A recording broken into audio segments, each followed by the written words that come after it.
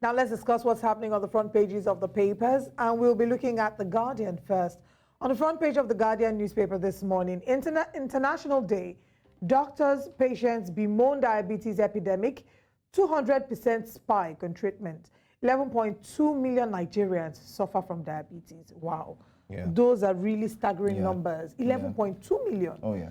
And the question would then be, how much information do we have as regards, diabetes as, the diabetes as an epidemic, or diabetes as a sickness or a disease? How accessible is treatment, to diabetes? I think that's another angle to look at. It's just really, really scary. There are some other numbers here that are further broken down as regards diabetes. You can look at that on the front page of the Guardian newspaper. NLC, TUC ignore court order, begin nationwide strike over assault on Ajaero. Excuse me. So now this is the question. Is the NLC and the TUC strike because they have been, to be fair, they've been disgruntled by the state of living, right? They've been disgruntled by the cost of living, by the state of the nation. And they've been talking about it for the longest time. It's just that it seemed that nobody took them serious because they would announce a strike, they would go into a closed-door meeting, shift the strike by 1 or 2 weeks, go announce another strike. So it looked very unserious until the assault of Joe Ajaero. And now it's put NLC in a tight position because look at the way it's being reported here. It says, one, they're ignoring a court order because, yes, there was a court order in Imo State by the National Industrial Court that said that they should not go on this strike. So one, they're in contempt of court. Two, it's now about assault on Joe Ajaero. It's no longer about, there's an increased cost of living and the citizens are struggling. So now it's put them in a really, really tight corner. And I wonder if the rest of Nigeria is going to support them on this strike move. Anyway, we'll come back to talk about that some more. Knox prays for INEC as Diri coasts to victory in Bielsa. Human trafficking, Benue ranked highest as 1.6 million Nigerians get trapped in modern slavery. I'd like to read that story and see what it is about. Is it talking about in terms of, well, to be fair, I think I have an idea, because there are a number of people who would have domestic workers, and when you ask a number of them, where are you from? They will tell you they're from Benue. The question now is, are they up to age? Are they up to 18? It's one thing that, a number of people don't take into account. When you're hiring help, you hire a young girl who's maybe 15 to come and help you look after your children and clean your house because you are trying to hire a younger person that you feel like it's easier to influence or control, forgetting that they have to be up to 18 years to be able to make a decision. So if you have a help, as you're watching this, that's younger than 18 years and that's your house help, you are also involved in child labor. And, this story might apply to you. Diplomatic row bruise as Saudi denies Air Peace passengers Jeddah entry. That story. And even worse, because it felt like it was an insult, because at the time it was reported that the president was inside the country, praying, and he was in the country at the time, and then the citizens being turned back. Pandemonium as driver fleeing from LASMA officials kills 2 sweepers. Very sad story. This story, yesterday, we're talking about this on the way home from work, and it was the most heart-wrenching story to look at. I mean, these are people who are battling with the current economic crisis, trying to make ends meet, trying to make an honest living. Where do we draw the line when it comes to enforcing traffic rules? Can we have safer measures for Lagos State Transport Management Authority to be able to enforce sanctions rather than running after drivers? Because this will not be the first, second, or third time. There are embarrassing videos on the internet of LASMA officials struggling with drivers to get control of the steering. So why was LASMA chasing this person? Why was this person running? And now who is going to bear the responsibility? I hope that if this person is going to, and I hope that these people, including LASMA, be brought before a court of competent jurisdiction to dance to the tune of the music they have played. Because unfortunately, there's been a case of manslaughter here. 2 people have been killed. It's unfortunate that, and I hope that this is something that is investigated and that we ensure that it doesn't happen again, that their lives will not just go to waste. Because if LASMA is not made to answer and put in measures to prevent this from happening again, then this will be a waste. Their lives will be a waste, and then we'll see a repeat incidence of this. But that's what we have on the Guardian. All right. Talking about the same Guardian, I just want to highlight something. I think all of it's high time the government calls for a a higher state. I wouldn't say a state of emergency on medical, procedures, or better still, on health care. Yeah. And the reason is because if you take a look at the bottom of that Guardian, there's something that got me scary at the front page there. Insulin being used, of course, by diabetic patients. I hope that's not what it used to be 3,000 naira. Oh dear. Now it is 15,000 naira. Oh, have you heard of the one with asthma patients as well? Oh, I'm asthmatic, so I know what I'm so going how through as well. expensive Ventolin has become. yes. In short, Seratide, I think that's what it's called. You hardly even find Ventolin because, of course, GSK, they've Has left. exited the country, yeah. They've left the country. So you find other types of, the products. But then again, it's expensive. Now, I'm talking about the inhalers. That's a different, that's why I said there needs to be a state of emergency or whatever on the healthcare system in Nigeria. Now, this same insulin that was 15,000 in 2021, some places it's been sold for 32,000 naira. People are struggling to eat.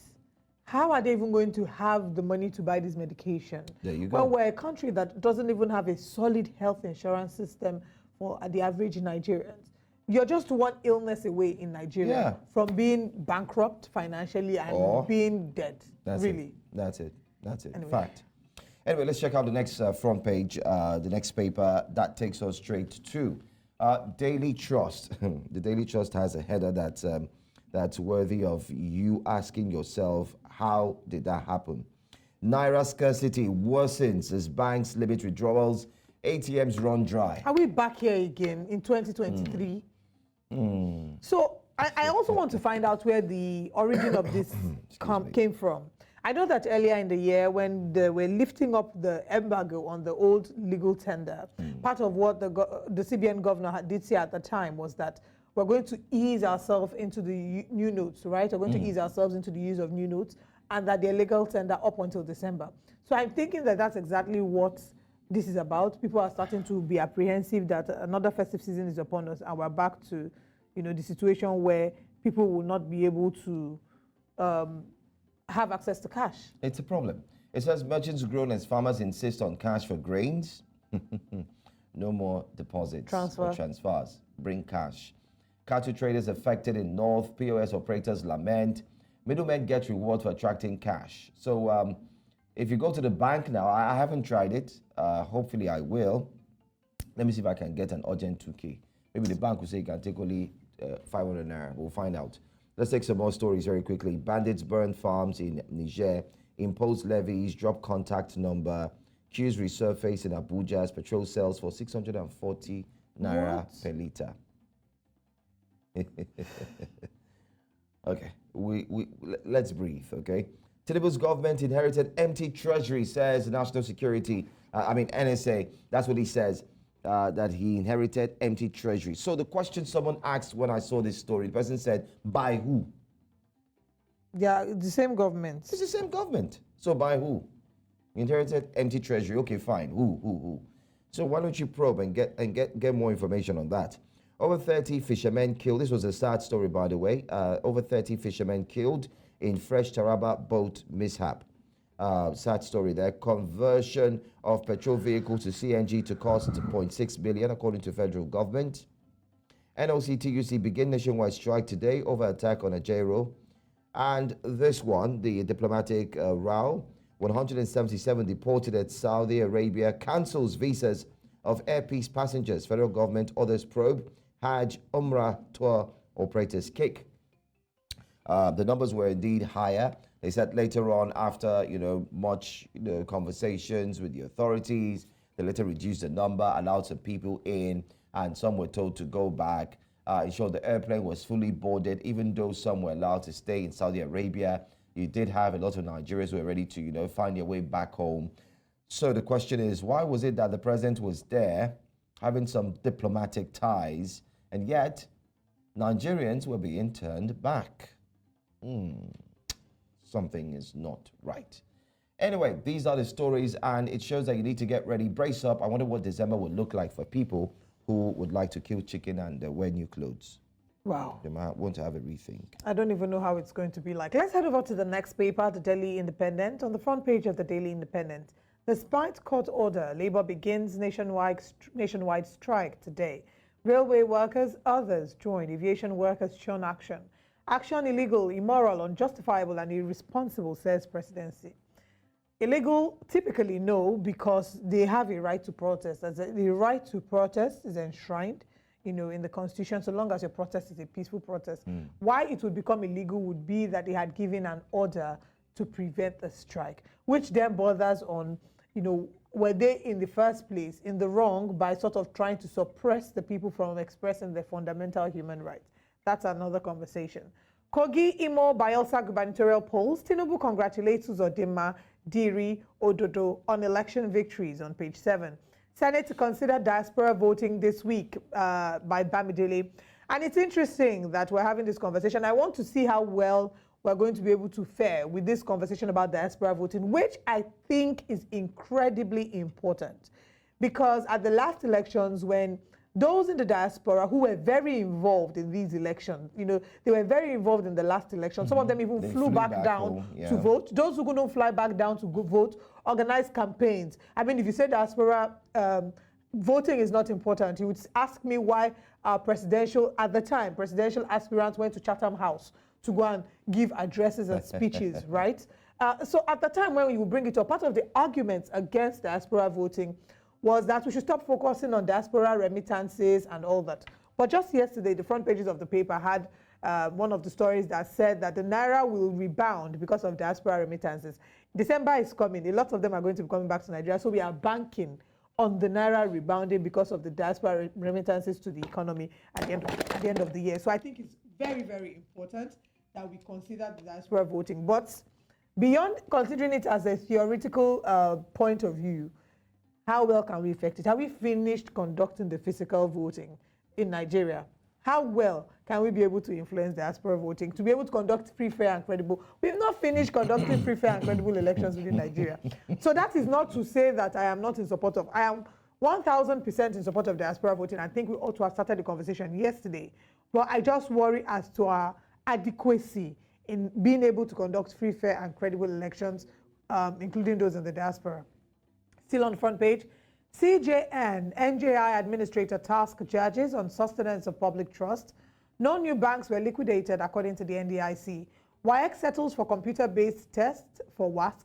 David Cameron returns to UK government as foreign secretary. Interesting. Interesting. I mean, this was somebody who left in 2016.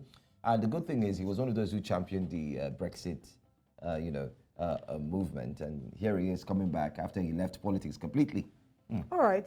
We have here final stories.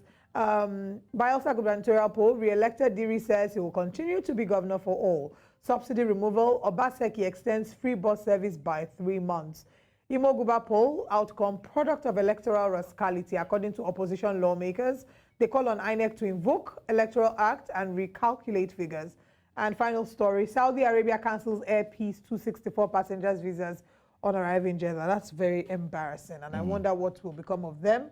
Those who will be stranded as a result of this visa cancellation, and what it will mean for us as a nation, and especially on the international scene in our foreign relations with Saudi Arabia. But that's all that we can take this morning on the front pages of the papers. Remember, we do this every morning. We bring you what the front pages of the papers around the country are saying.